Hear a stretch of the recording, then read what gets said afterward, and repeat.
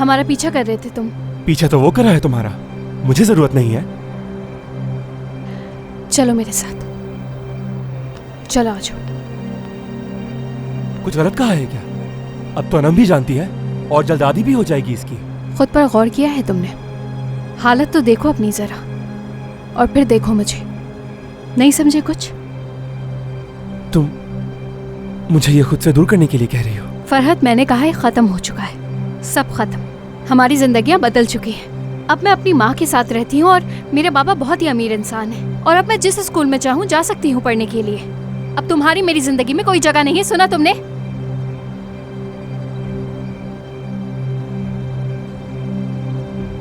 चलो आप अपने दोस्त को लो और जाओ यहाँ से, जाओ।